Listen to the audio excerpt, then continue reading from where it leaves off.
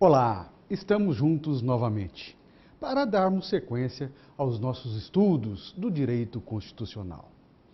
Lembra-se o que a gente já tratou até aqui? Ou do que a gente já tratou? Vamos lá, da evolução histórica das constituições do Brasil, chegando até a Constituição atual, lembra-se? E depois começamos a estudar as normas da Constituição vigente. Pelos princípios fundamentais da República, seus objetivos, seus fundamentos, a bem da verdade. Passamos para os direitos e garantias fundamentais, lembrou-se? Bem tranquilinho. Na sequência, a organização do Estado, o que é o Estado, ele existe para quê, como foi criado. E agora, a organização dos poderes desse Estado. Esse é o nosso tema, o tema da aula de hoje. Organização dos poderes do Estado. Prepare-se então para, junto comigo, estudar o que cada um dos poderes constituídos do Estado pode e deve realizar com a prerrogativa dada pela Constituição da República.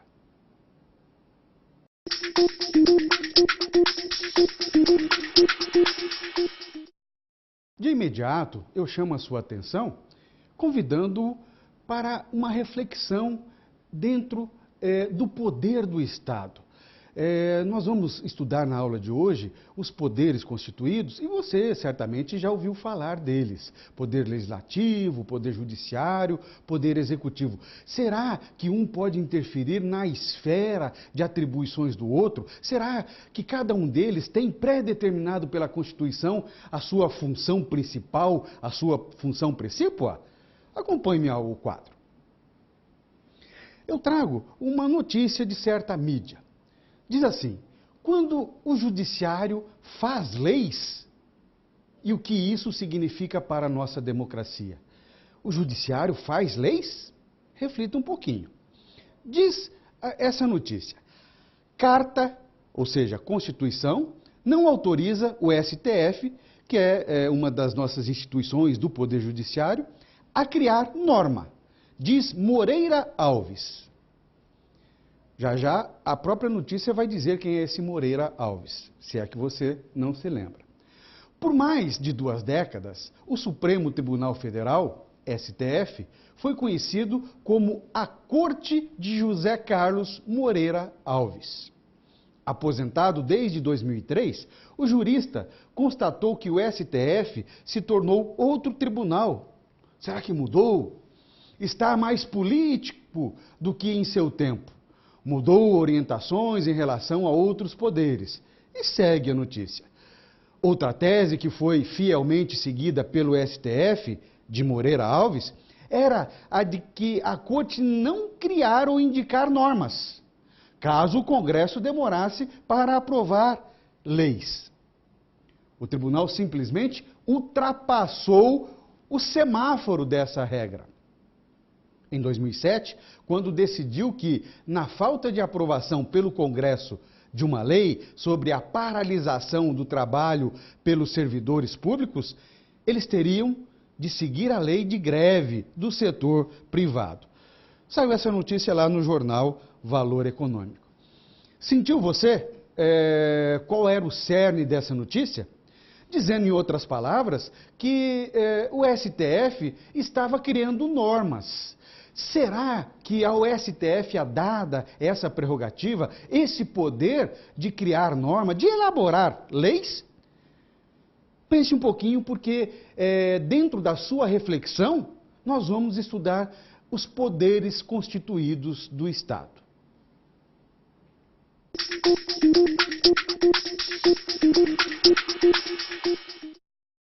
Nós já passamos pela organização do Estado. Primeiramente, entendendo o que é esse tal Estado, como ele foi criado, e vimos que esse Estado ele é constituído por algumas pessoas jurídicas de direito público. A União, os Estados-membros, o Distrito Federal e os municípios. Lembrou-se? Pois bem, o Estado como um todo, ele tem poder, não é isso? Poder dado por quem? Por aquela coletividade, aquela sociedade que o criou, que o constituiu. Mas será que existem vários poderes, digamos assim? Ou esse poder realmente é único e ele pode se fragmentar em relação ao seu exercício? São essas as situações que nós vamos começar a abordar a partir desse momento. Vamos à tela. Acompanhe-me, por favor. Organização dos poderes. Nós já falamos desse artigo 2º e agora é mais pontual o seu estudo. São poderes da União, independentes e harmônicos entre si. Isso é bastante importante você anotar e fazer um grifo. O legislativo, o executivo e o judiciário. Então vamos novamente voltar à baila da divisão dos poderes. A Constituição ela é bem clara nesse sentido, dizendo que o poder, na realidade, é dado pelo povo, ele elege os seus representantes, que, em nome do povo, essa é a democracia, exerce esse poder atribuído a ele ou a eles. Na realidade, a União, os estados, o Distrito Federal e os municípios, eles têm que fragmentar, digamos, esse poder, dividindo o seu exercício. Então, eles criam realmente os poderes legislativo, judiciário e executivo, que são independentes entre si e harmônicos ao mesmo tempo. Mas será que às vezes, pode invadir a esfera de atribuições do outro? Será que a Constituição dá essa prerrogativa? Como que funciona exatamente essa independência, mas ao mesmo tempo essa harmonia entre si? Será que às vezes não há um confronto entre determinados poderes? Não sei. Vamos estudar juntos essas questões. Vamos ao quadro novamente. A organização político-administrativa do Estado. Nós já falamos por alguns momentos durante as nossas aulas em relação ao poder. E eu trago aqui um dito já de muito tempo do Montesquieu. Ele dizia assim: só o poder freia o poder. Isso é conhecido como sistema de freios e contrapesos. Alguns também, na língua inglesa, chamam de checks and balances. Você talvez já tenha observado, ouvido esse termo. Mas o que realmente significa esse sistema de freios e contrapeso? Nada mais é do que o que nós acabamos de dizer. Os poderes são independentes e harmônicos entre si. É claro que nenhum deles pode invadir a esfera de atribuições do outro. Isso a Constituição Federal, a Constituição da República, proíbe veementemente. Mas nós temos notado que nessa sequência, dá uma olhadinha um pouco maior no que o outro está fazendo. Mas isso eu entendo como salutar. Até porque o objetivo maior de todos eles é satisfazer as necessidades daquela determinada coletividade que deu esse poder para o Estado. Não é assim que funciona? Mas o poder é um só. O poder é uno, dado por essa coletividade, ao Estado. Mas para que ele melhor possa exercer esse poder, ele divide o seu exercício, criando então os poderes constituídos na Constituição, o poder executivo, judiciário e legislativo. E o que cada um desses poderes pode e deve fazer legalmente ou constitucionalmente atribuído a cada um deles. Vamos ver, vamos lá. O poder executivo. Poder executivo, pelo nome, nós podemos já pensar em alguma coisa. Ele executa, literalmente? Na tua cabeça é isso que o poder executivo faz? Executa o quê? O que é a prerrogativa maior, a função precípua do poder executivo? Pense um pouquinho. Você concorda, então, que é administrar? É executar o quê? Executar o que a lei pré-determina. Em outros momentos, nós já estudamos que o agente público, e especialmente o agente político, ele só pode praticar os seus atos mediante lei, mediante autorização legal. O Poder Executivo, por mais que tenha a sua função precípua, a sua função principal como sendo a de administrar, não significa dizer que os outros poderes também, mesmo em funções secundárias, também não exercem essa função de administração pública. Não é? É claro que num percentual muito menor, porque a sua função principal ou as suas funções principais são outras. Somente para que você já tenha bastante certo na sua cabeça essa função de administração pública. Pois bem, mas quem faz parte então desse poder executivo? Na União, nos estados, no Distrito Federal e nos municípios. Vamos ver, vamos à tela. Na União, o chefe do Poder Executivo é o Presidente da República. Você já era sabedor disso? Claro, como tenho certeza que você também sabe o nome dos chefes dos poderes nos estados, nos municípios e no Distrito Federal. Bem tranquilo. Nos estados é o governador, no Distrito Federal é o governador distrital. E já já nós vamos falar novamente do Distrito Federal e eu lanço a pergunta. Distrito Federal é estado? É município? Ou não é nenhum dos dois? Calma, calma, calma. E nos municípios, o prefeito. Aqui bastante tranquilo. Vamos falar principalmente do chefe do Poder Executivo da União.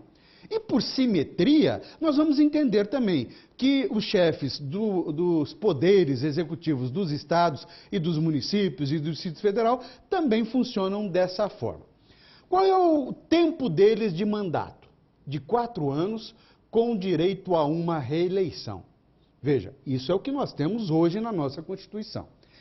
Essa eleição funciona em nível nacional, em âmbito nacional, ou seja, em toda a jurisdição do Brasil, no território brasileiro, pelo sistema majoritário. No primeiro domingo do mês de outubro, em primeiro turno, e no último domingo, em segundo turno, se houver. Vamos lá, devagarinho. O presidente da República é, portanto, eleito para um mandato de 4 anos, com direito a uma reeleição, pelo voto majoritário, ou seja, é eleito aquele que tiver a maioria dos votos válidos. Lembrou-se? Você certamente já votou para presidente, ou não? O primeiro turno é essa data mesmo já pré-determinada. Se no primeiro turno houver a maioria realmente necessária para que um já seja eleito, acaba ali a eleição. Se não, haverá um segundo turno nessa mesma data pré-determinada pela legislação. É assim que funciona. Para os estados e municípios, também funciona da mesma forma, ou seja, por simetria. É claro que em determinados municípios, pelo número de eleitores, já diretamente não haverá segundo turno. Talvez o seu município seja desse tamanho, ou seja, municípios menores por esse Brasil todo. Mas ainda tem mais algumas situações em relação a esse chefe do Poder Executivo. Vamos lá. O vice-presidente é aquele que faz parte da mesma chapa do presidente. Também fazem parte o vice-governador e o vice-prefeito. Eles, então, são eleitos ao mesmo tempo em que é eleito o chefe do Poder Executivo. Ainda faz parte desse Poder Executivo um outro escalão, não é verdade? Aqueles que não são eleitos, mas fazem parte, sim, dessa administração maior, digamos assim. São os ministros. Esses ministros são de livre escolha do mandatário maior, no nosso caso aqui do presidente. Nos estados viriam os secretários e também nos municípios os secretários, novamente de livre escolha daquele chefe de cada poder. Além disso, fazem parte ainda desse Poder Executivo o Conselho da República e o Conselho de Defesa Nacional. Esses conselhos, a bem da verdade, são consultivos. Eles existem para dar um respaldo, um subsídio maior ao chefe do poder. De maneira geral, são compostos pelo vice presidente, pelo ministro da Justiça, pelos presidentes do Congresso Nacional, ali as duas casas, o Senado e a Câmara Federal, e um outro conselho com o líder da maioria, o líder da minoria. Mas servem, então, basicamente, de consulta para uma determinada situação mais gravosa, mais danosa, que esteja acontecendo ou que esteja prestes a acontecer. Não tem aquele efeito vinculante para a decisão do chefe do poder, mas sim é consultivo, são integrantes de peso que têm uma noção muito maior daquela determinada situação que esteja acontecendo. Tá bem? Bem tranquilo? Então vamos dar sequência, vamos lá. Atribuições desse chefe do Poder Executivo. Para você, o que o chefe do Poder Executivo Nacional da União, o presidente da República, pode fazer? Ele pode fazer o que quiser, a hora que quiser, por quê? Porque ele foi eleito pelo povo e o povo então está confiante de que ele pode fazer qualquer coisa que venha melhorar a sua condição, a sua situação? É assim que você pensa também? Claro que não, concordo com você.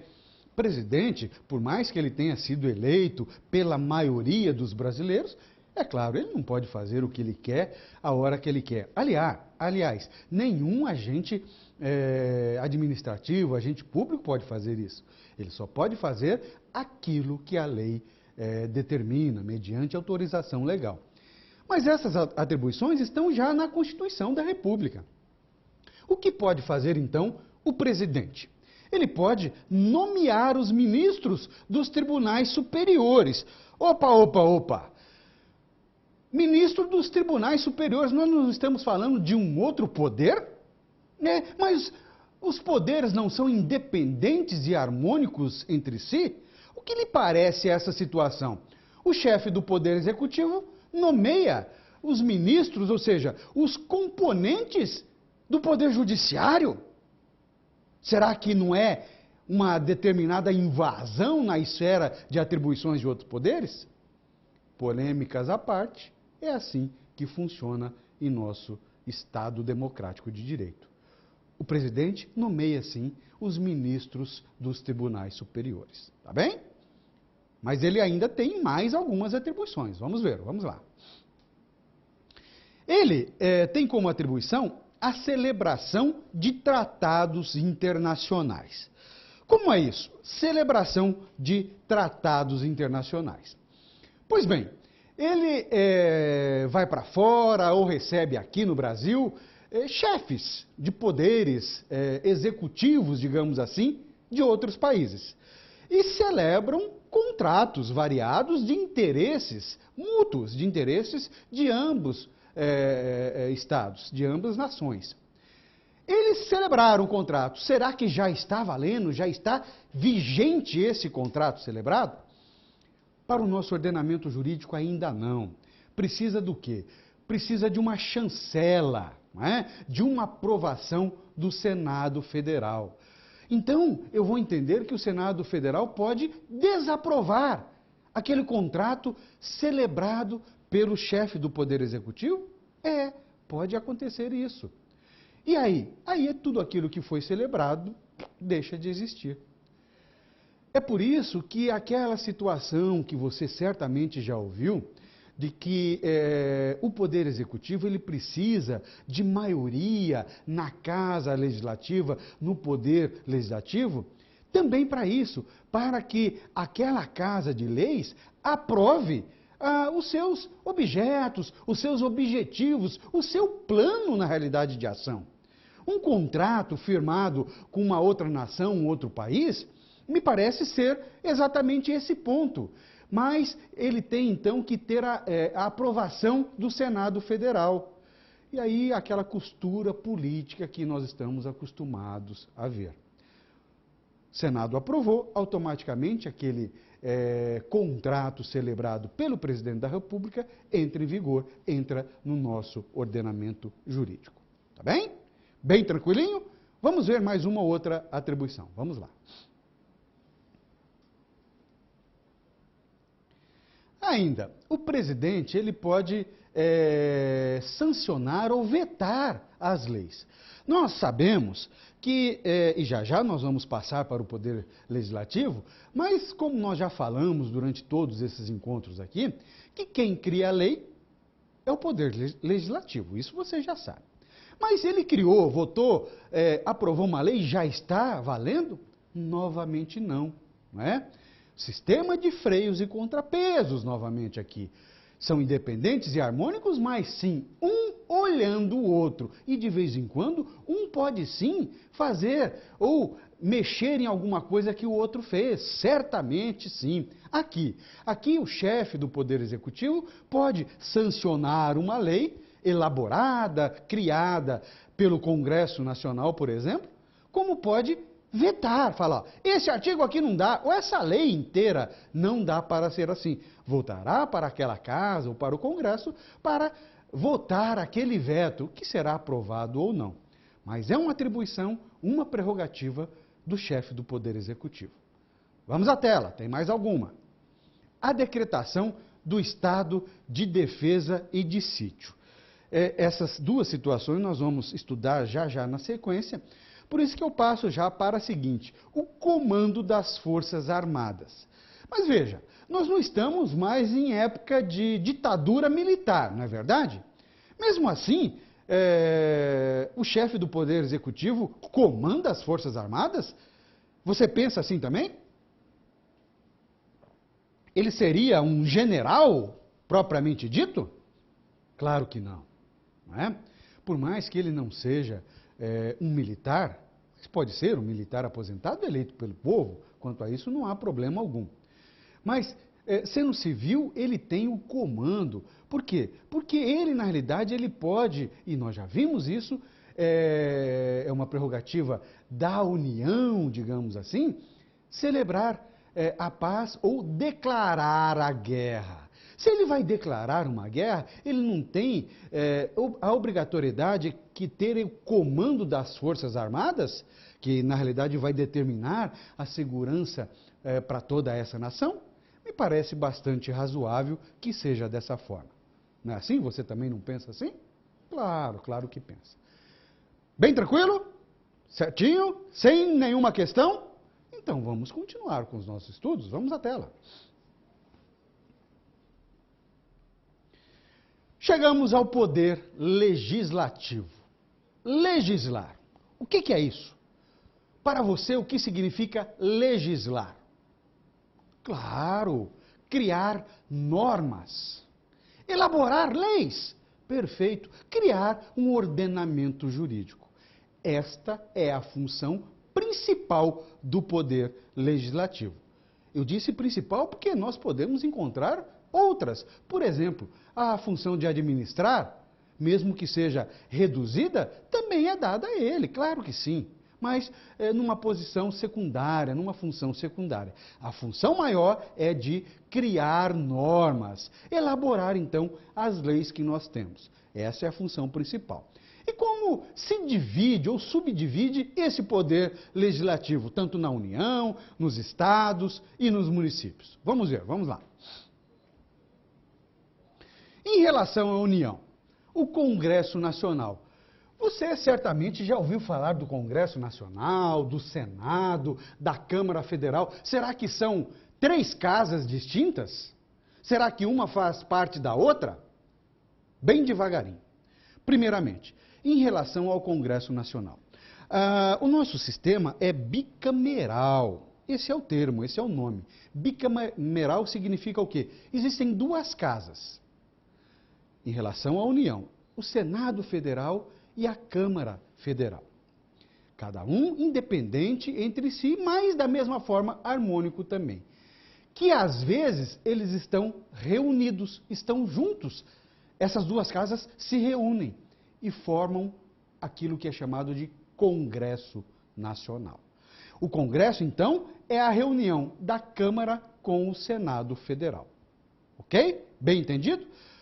Como funciona então o Senado? Como é composto o Senado? Como é composta a Câmara Federal? Vamos ao quadro, vamos lá. O Senado Federal é composto pelos representantes dos estados. Então, cada senador, na realidade, representa o seu estado. Estado do Paraná, estado de Pernambuco, estado do Amazonas, então tem o seu ou seus senadores, são representantes dos estados. A sua composição geral é de 81 senadores, divididos entre os estados. Cada estado tem, portanto, 3 senadores. Por quanto tempo? Qual é o tempo de mandato desses senadores, e qualquer que seja ele? Todo aquele que foi eleito como senador, e nós vimos também que tem aí algumas condições para que seja eleito esse senador. Entre elas, aquela de idade mínima, lembrou-se? Para todo e qualquer cargo eletivo. Esse mandato do senador é de 8 anos, renovando-se a cada 4 anos, alternadamente 1 e 2 senadores. Então vamos lá. Nós falamos que cada estado pode eleger 3 senadores, para que tenha uma composição total de 81 no Senado Federal. E a renovação deles? Primeiro, cada um deles, de um desses 3 de cada estado, é eleito para 8 anos, tá bem? Mas a cada 4 anos renovam-se, primeiro 1 e depois 2 e assim por diante.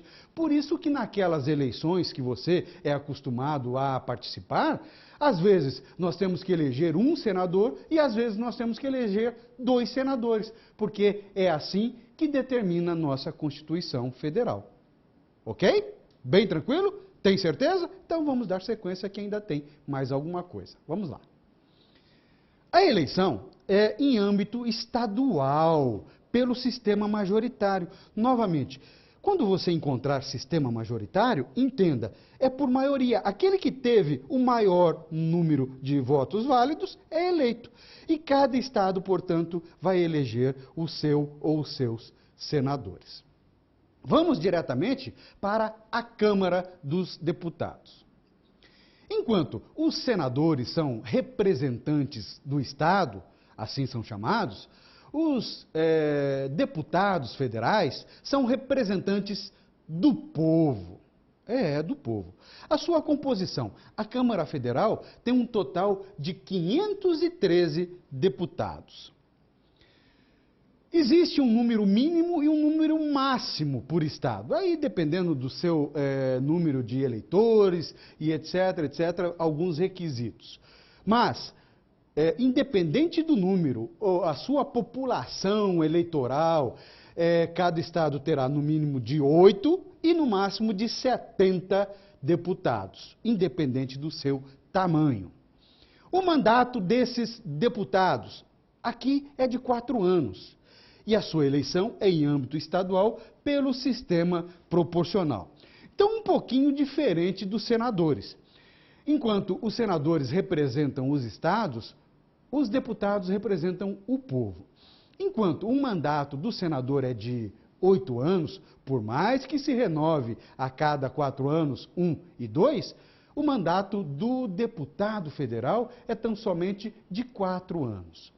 Enquanto o senador é eleito pela maioria, aqui é proporcional àquela população de cada estado e alguns outros requisitos em relação ao número de votos que cada partido fez. A legenda partidária aqui conta e conta bastante, você sabe disso.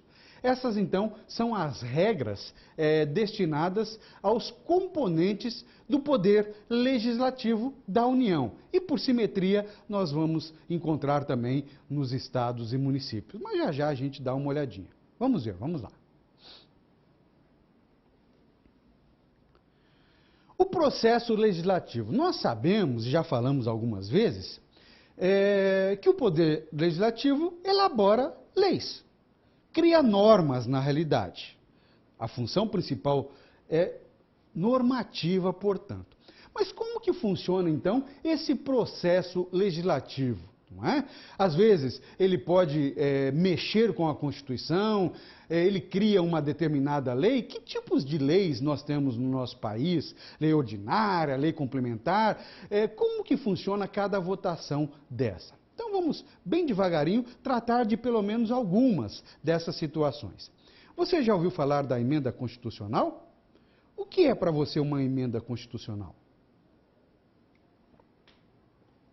Emenda ou remenda a Constituição? Será que pode modificar qualquer artigo, inciso que tenha na Constituição? Vamos ver. A emenda constitucional, primeiramente em relação à sua aprovação, ela deve acontecer em 2 turnos. 2 turnos e em cada casa do Congresso Nacional, ou seja, tanto na Câmara Federal quanto no Senado. Deve existir, então, 2 turnos em cada casa, com 3/5 de votos de seus membros. Poderia modificar qualquer coisa que tenha na Constituição? Não. Não pode modificar as chamadas cláusulas pétreas. E aqui eu coloco como exemplo o artigo 60 no seu parágrafo 4º. Somente para a gente se lembrar, porque nós já falamos disso. Cláusula pétrea, pétrea lembra o quê? Lembra pedra, não é verdade? Pedra é aquela coisa dura. É tão dura essa cláusula na Constituição que o Constituinte, mesmo derivado, aquele que veio depois do Constituinte que criou a Constituição, não pode modificar alguns aspectos do artigo 60, parágrafo 4º. O sistema federativo que nós temos de república, o voto do jeito que ele é hoje, secreto, isso é cláusula pétrea. Nenhuma emenda constitucional pode modificar o que é entendido como cláusula pétrea. As outras, sem problema algum, desde que seja votada em 2 turnos em cada casa do Congresso e aprovada por 3/5 do total daqueles componentes. Bem tranquilo? Vamos ver mais alguma condição dessa emenda constitucional. Vamos lá. Se a emenda constitucional ela precisa de 3/5, como que funcionaria a aprovação de uma lei ordinária ou de uma lei complementar? Você certamente já ouviu falar em maioria relativa e maioria absoluta. Mas o que significa exatamente isso? Vamos lá. Nessa sequência desse processo legislativo, depois da emenda constitucional que modifica, que insere alguma outra coisa na Constituição, e somente uma emenda constitucional tem esse poder, viriam as leis. Lembra-se, nós falamos mesmo que rapidamente, da pirâmide de Kelsen, pirâmide kelseniana, pirâmide do ordenamento jurídico. Vamos pensar assim em uma pirâmide, não é? Que lá em cima existe a Constituição, que fala mais alto, determina todas as normas de base para aquela sociedade, para aquele Estado democrático de direito. Logo abaixo da Constituição, vem as leis de maneira genérica, e abaixo das leis, digamos assim, as normas complementares. Se a Constituição é a que tem uma voz mais ativa, e nós já tratamos da Constituição e como ela pode ser modificada, abaixo dela viriam as leis. Vamos falar então de leis ordinárias e leis complementares, não é verdade? Ordinária é aquela coisa normal, que é a regra. A lei ordinária, portanto, trata de todas as coisas como regra. A lei complementar, ela vem literalmente complementar pontualmente uma ou outra situação trazida pela Constituição. E essa lei, porque ela é, sim, um pouco mais forte, mesmo que não tenha, hierarquicamente falando, em relação à lei ordinária, uma posição maior. Isso já foi discutido e o STF já decidiu que não há hierarquia alguma em relação à lei ordinária, em relação à lei complementar. Até porque ambas tratam de situações diferentes em relação à matéria e em relação à própria forma de votação. Que nós vamos ver aqui. A lei complementar precisa de maioria absoluta. O que nós vamos entender ser maioria absoluta? É a maioria dos componentes daquela determinada casa legislativa. Maioria dos componentes. Vamos pensar assim, uma lei complementar que tenha que ser aprovada na Câmara Federal. Total de membros da Câmara Federal de 513. Então, a maioria absoluta é a maioria desse número, maioria dentro de 513. E a lei ordinária? Ela precisa tão somente de uma maioria relativa. O que significa isso? A maioria dos membros que estão presentes naquela sessão de votação. Somente da maioria dos presentes naquela sessão de votação. É claro que precisa de um quórum mínimo, que significa o quê? A metade daqueles membros que compõem a determinada casa. Mas, basicamente, em relação a essa divisão de maioria simples e maioria absoluta, creio que fica por aqui. Não é tão difícil assim, não é verdade? Bem tranquilo? Tem certeza? Será que tem mais alguma coisa dentro desse processo legislativo? Vamos dar uma olhada, vamos lá. Medida provisória, MP, certamente você já ouviu falar. É uma lei essa medida provisória? Não, não é uma lei. Mas veja, ela nasce com força de lei e só existe em casos de relevância e urgência. O seu prazo é de 60 dias, com direito a uma prorrogação pelo mesmo período. Então, a medida provisória, nessas situações, pode acontecer. Isso é o quê? É uma prerrogativa do chefe do Poder Executivo.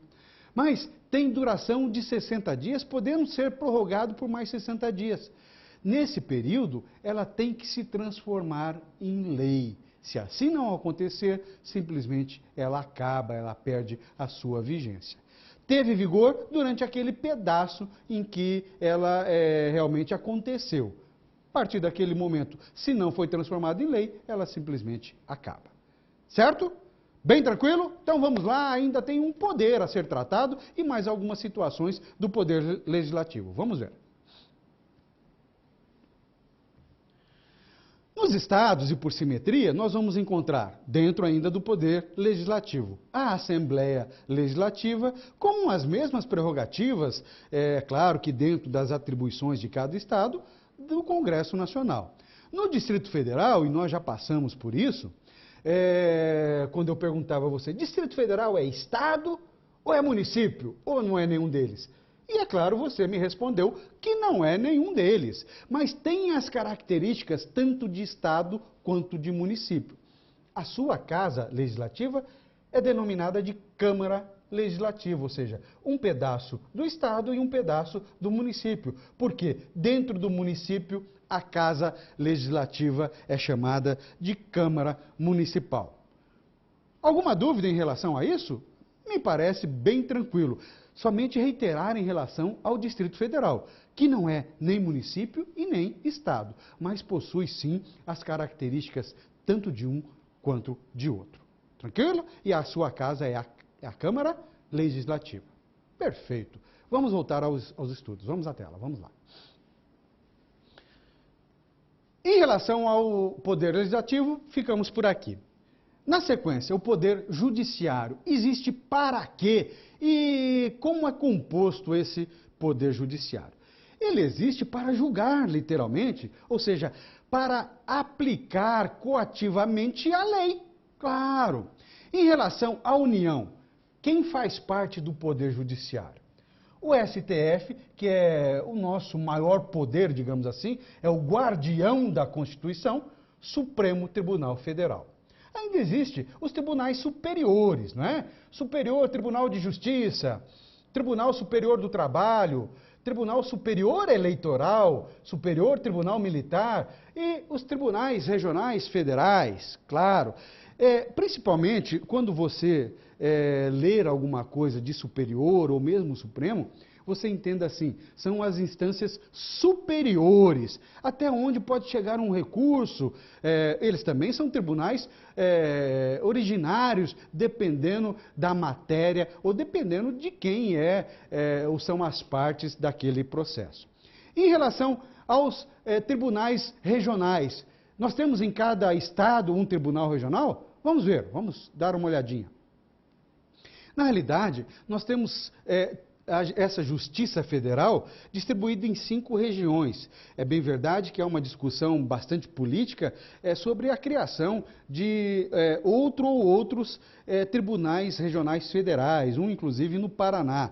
Mas a questão política aqui ainda não é o nosso foco de debate. Para os estados, Distrito Federal e municípios, será que todos eles têm uma partezinha do Poder Judiciário?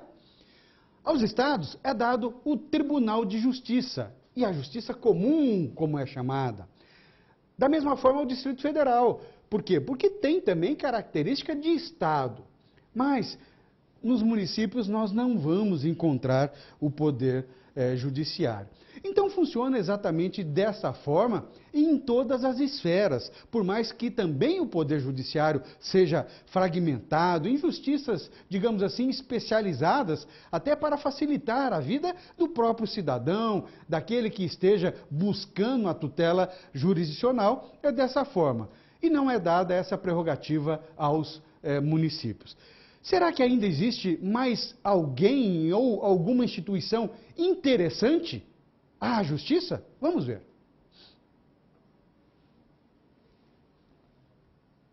Claro, existem as chamadas funções essenciais à justiça. Não que essas que nós acabamos de ver não são funções essenciais à justiça, mas elas fazem literalmente parte do poder maior, chamado de poder judiciário.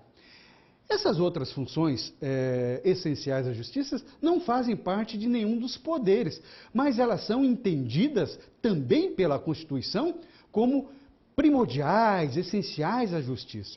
Você, é claro, já ouviu falar do Ministério Público e também da advocacia.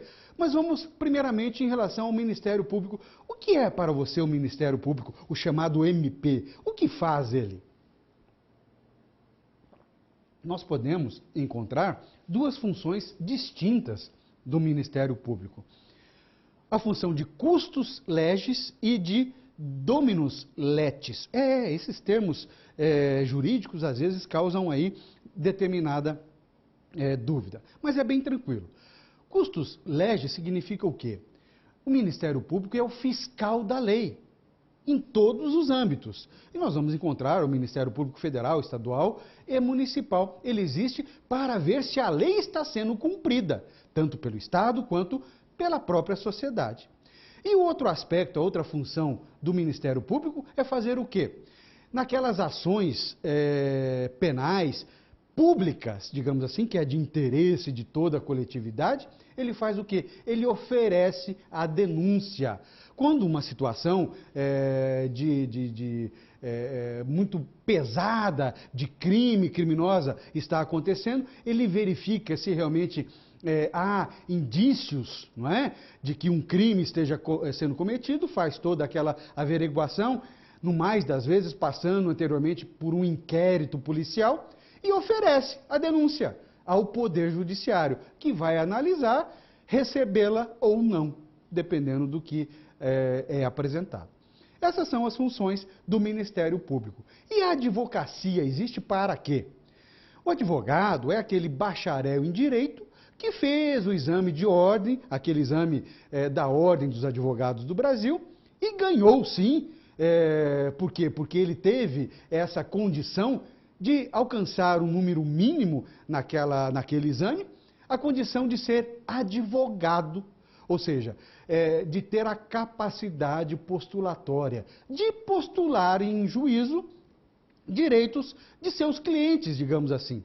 E somente o advogado possui essa capacidade, a capacidade postulatória de estar em juízo representando, digamos assim, as pessoas, os cidadãos e o próprio Estado.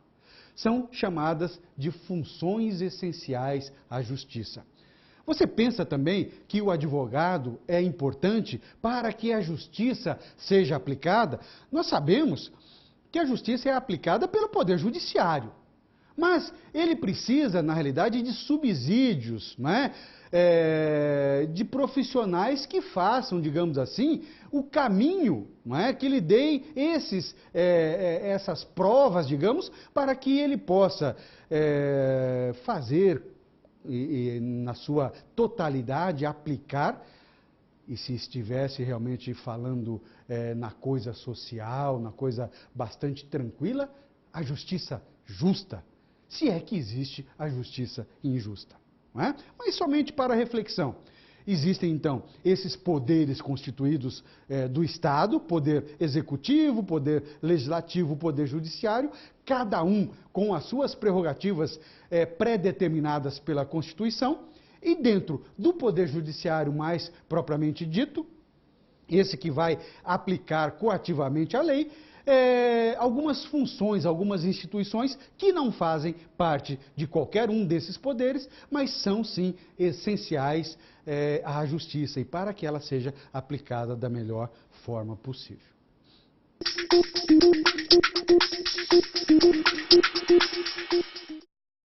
Nós falamos, desde o começo de nossa aula, em poderes do Estado. E falamos também que esses poderes, eles são independentes e harmônicos entre si. É um poder único, um poder uno, dado ao Estado pela coletividade, pelo povo, e ele fragmenta, digamos assim, o exercício desse poder, até para que ele possa exercê-lo de maneira mais satisfatória possível. E nós falamos em um outro termo, em sistema de freios e contrapesos, não é? Porque só o poder freia o poder. É claro que, tendo cada um desses poderes, poder judiciário, executivo, legislativo, atribuições pré-determinadas pela Constituição, teoricamente nenhum pode invadir a esfera de atribuições do outro. Mas desde o começo também de nossa aula, nós vimos que às vezes dá uma passadinha maior, talvez até invadindo essa esfera de atribuições, não é verdade? Vamos dar uma olhada em alguma aplicação prática dessa situação. Vamos ao quadro. Eu trago para você dar uma analisada e para que nós possamos fazer uma reflexão em conjunto, uma decisão do Poder Judiciário.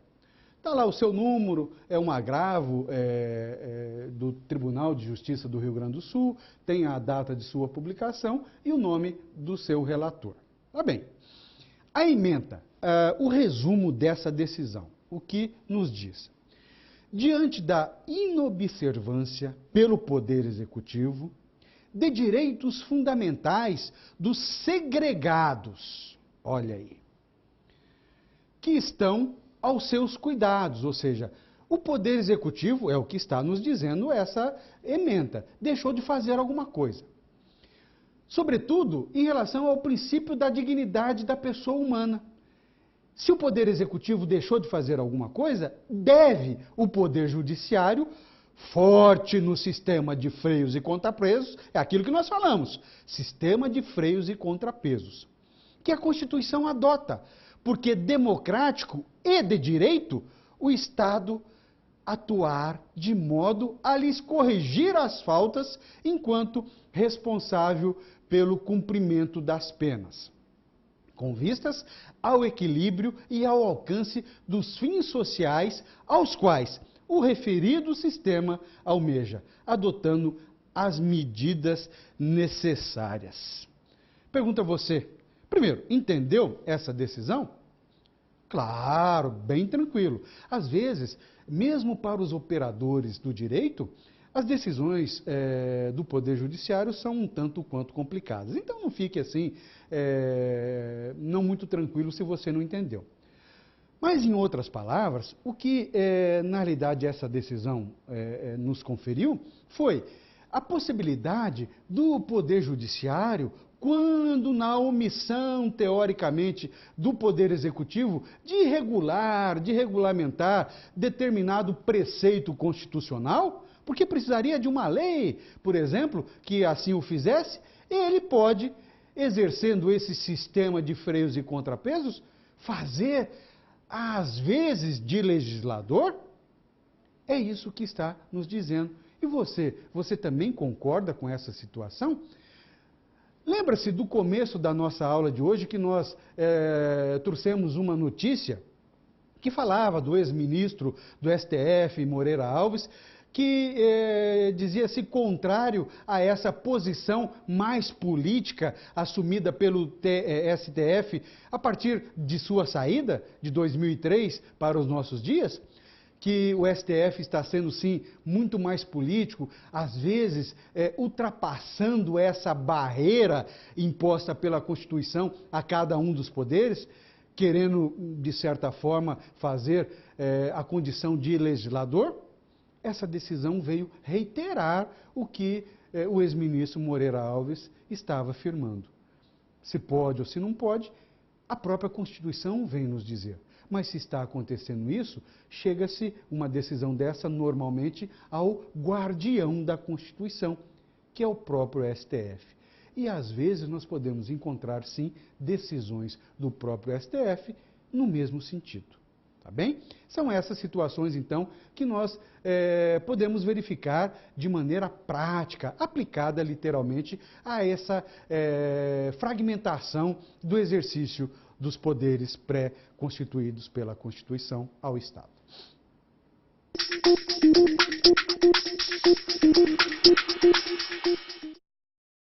Pois bem, vamos fazer um resumo de tudo que nós vimos na aula de hoje? Vamos sintetizar o que nós chamamos de poder do Estado, poder conferido pela Constituição ao Estado para que ele possa exercer a sua função maior de satisfazer as necessidades coletivas? Acompanhe-me ao quadro.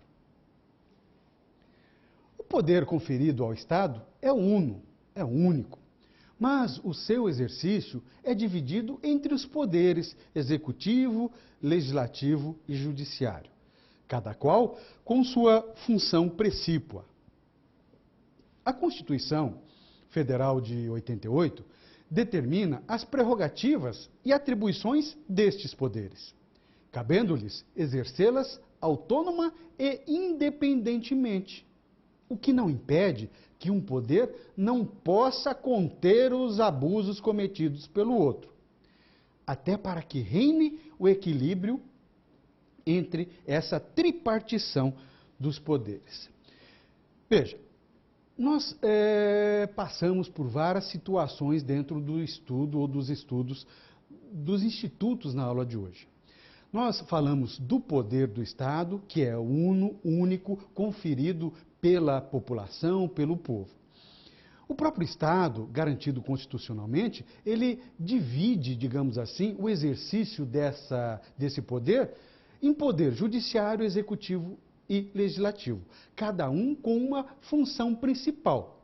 O poder executivo literalmente de executar, não é? De administrar aquilo que a lei predetermina. O poder legislativo, em contrapartida, ele elabora a lei. Ele tem o caráter normativo, ele traz, então, para dentro de um ordenamento jurídico, aquilo que realmente cada um, tanto cidadão quanto Estado, terá que cumprir. E o Poder Judiciário, ele faz o quê? A aplicação coativa da lei. Esses poderes, eles são chamados de independentes, mas harmônicos ao mesmo tempo entre si. Cada um dentro das esferas de suas atribuições é livremente para fazer o que bem quiser. Mas existe também o chamado sistema de freios e contrapesos, que um fica certamente de olho no outro. Às vezes até para coibir abusos que um poderia fazer. Mas coibir abuso não significa que um possa desempenhar a tarefa pré-estabelecida ao outro pela mesma Constituição Federal. Ou seja, Poder Judiciário aplica a lei, Poder Legislativo elabora a lei e o Poder Executivo administra a bem da verdade. Quando um invade a esfera de atribuições de outro, me parece que uma afronta à Constituição Federal está acontecendo. E isso não é permitido. Chegamos, infelizmente, ao final de nossa aula de hoje, mas espero você na próxima. Até lá!